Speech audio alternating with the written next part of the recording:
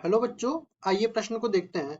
दो बिंदुओं ए और बी के स्थिति सदिश क्रमशः ए सदिश और बी सदिश है, तब एक बिंदु सी का स्थिति सदिश ज्ञात करो जो ए बी को आगे बढ़ाने पर इस प्रकार स्थित है कि ए सी बराबर में 3ab तथा एक अन्य बिंदु डी का स्थिति सदिश ज्ञात कीजिए जो बी ए को आगे बढ़ाने पर इस प्रकार स्थित है कि बी डी बराबर में 2ba।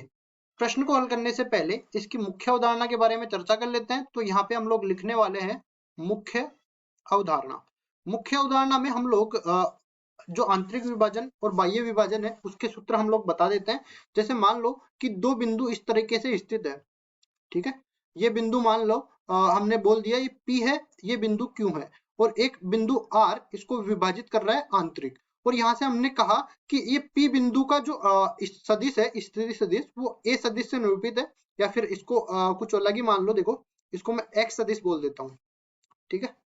यहाँ पे अपने पास आ जाएगा, ये मान लो ये X सदिश से निरूपित है और ये जो है अपने पास Y सदिश से निरूपित है। R बिंदु इनको M अनुपात N के अनुपात में आंतरिक विभाजन कर रहा है और इसका मेरे को स्थिति सदिश निकालना है जिसको मैंने Z से निरूपित कर लिया, ठीक है। मान लो ये Z सदिश से इसको मैंने निरूपित कर लिया, तो Z को X और Y के रूप में मेरे को निकालना है। तो Z सदिश बराबर हो जाएगा M गुणा में Y सदिश प्लस N गुणा में X सदिश और नीचे भाग किसका लग जाएगा, M प्लस N का। ये तो बाह्य विभाजन का है, ठीक है। यहाँ पे लिख देते हैं आंतरिक विभाजन, आंतरिक विभाजन। अब सेम इसी तरह अगर मेरा विभाजन जो है बाह्य हो जाए तो उसके लिए क्या करेंगे, ये आंतरिक विभाजन के लिए सूत्र हो गया। अब बाह्य विभाजन के लिए भी इसी तरह होने वाला है। तो बाह्य विभाजन, इसमें पहले मैं वही दो बिंदु मानूंगा, ये बिंदु P, ये बिंदु Q, दोनों को मिलाता हूँ। P बिंदु के जो स्थिति सदिश है वो X सदिश से निरूपित करूंगा और Q सदिश इसका स्थिति सदिश Y सदिश से निरूपित करूंगा। इनको आगे बढ़ाने पर एक बिंदु R मिल गया मेरे को जिसका स्थिति सदिश Z सदिश से निरूपित करूंगा। और मैंने कहा कि ये R बिंदु इसको M अनुपात N के अनुपात में बाह्य विभाजन कर रहा है। मतलब कि मैं कहूंगा कि PR बटा में QR ये M अनुपात N के अनुपात में है। तो यहाँ से Z सदिश बराबर किसके हो जाएगा, देखिए M गुणा में Y सदिश माइनस में N गुणा में X सदिश और नीचे भाग लग जाएगा किसका, Y माइनस में M माइनस में N का।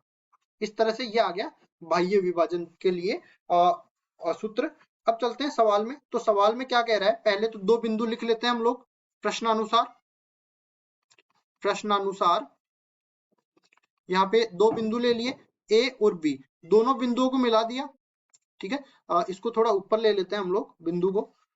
मान लो कि ये बिंदु कुछ यहाँ पे आ गया, इसको मैं ए बिंदु बोल देता हूँ, इसको मैं बी बिंदु बोल देता हूँ। इसका स्थिति सदिश ए सदिश से निरूपित है, इसका स्थिति सदिश बी सदिश से निरूपित है। अब देखो ए बी को आगे बढ़ाया, आगे बढ़ाया तो सी बिंदु यहाँ पे मिल गया।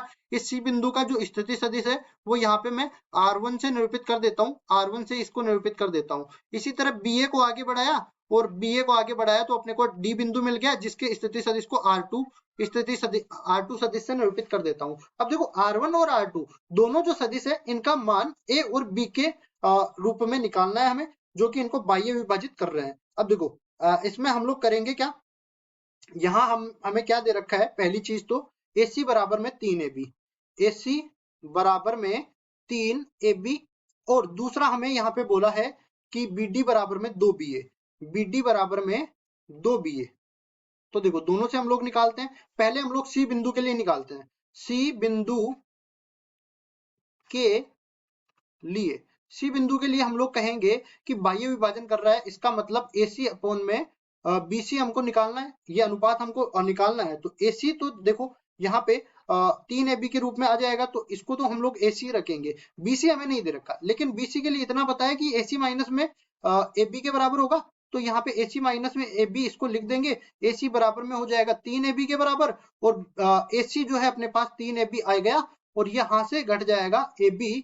कुल मिला के अपने पास ऊपर तो रह गया 3AB और नीचे रह गया 2AB। कुल मिला के ये 3:2 के अनुपात में बाह्य विभाजन कर रहा है सी बिंदु AB का, ठीक है। तो हम लोग लिखेंगे बाह्य विभाजन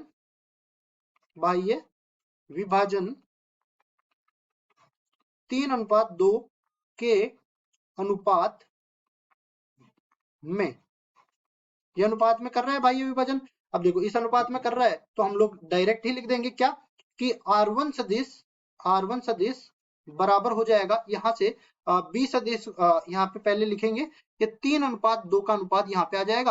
अब देखो 3 गुणा होगा B से, तो 3 गुणा में B सदिश, अब माइनस है क्योंकि बाह्य विभाजन है तो मैंने माइनस लिया था, तो यहाँ पे माइनस में 2 गुणा में A सदिश और नीचे जो है घट जाएगा ये 3 माइनस में 2, कुल मिला के अपने पास आ जाएगा 3 B सदिश माइनस में 2 A सदिश।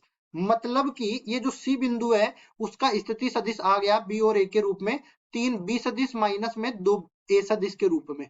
अब ये तो अपने पहले भाग का उत्तर हो गया, ठीक है, सी सदिश का स्थिति सदिश। अब इसी तरह डी बिंदु है उसका स्थिति सदिश भी हमें निकालना है, तो डी बिंदु के स्थिति सदिश के लिए देखो क्या करते हैं, डी बिंदु के लिए डी बिंदु के लिए क्या करेंगे, देखो इसमें भी इसी तरह रखेंगे, पहले हम लोग एडी बटा में क्या करेंगे बीडी, तो ये आ जाएगा एडी बटा में बीडी। तो ये एडी जो है एडी तो हमें एडी हमें नहीं दे रखा है लेकिन बीडी दे रखा है, लेकिन एडी को हम लोग क्या लिख सकते हैं, बीडी माइनस में बीए, तो इसको लिखेंगे बीडी माइनस में बीए, तो नीचे आ जाएगा बीडी। अब देखिए बीडी को क्या दे रखा है, किसके बराबर दे रखा है, 2 के बराबर दे रखा है, तो ऊपर तो क्या आ जाएगा 2 माइनस में बीए, सॉरी इसको ठीक कर देते हैं, ए बी कर देंगे कोई दिक्कत नहीं है, और नीचे आ जाएगा 2 अब इसके बाद में देखिए इसको ऊपर करेंगे तो ये बी बच जाएगा ऊपर और नीचे रह जाएगा 2 ठीक है, तो 1:2 के अनुपात में आ जाएगा। तो हम लोग कहेंगे बाह्य विभाजन अनुपात कौन से अनुपात में आ गया, ये 1:2 के अनुपात में आ गया। अब इसके बाद देखिए हमारे पास ये 1:2 के अनुपात में हम लोग यहाँ पे लिख देते हैं।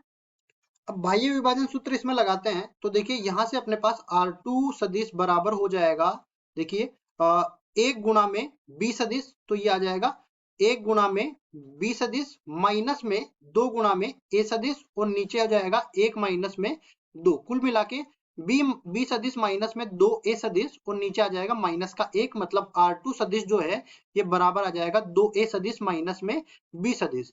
तो R2 सदिश का स्थिति सदिश क्या, डी बिंदु का स्थिति सदिश आ गया 2 A सदिश माइनस में B सदिश।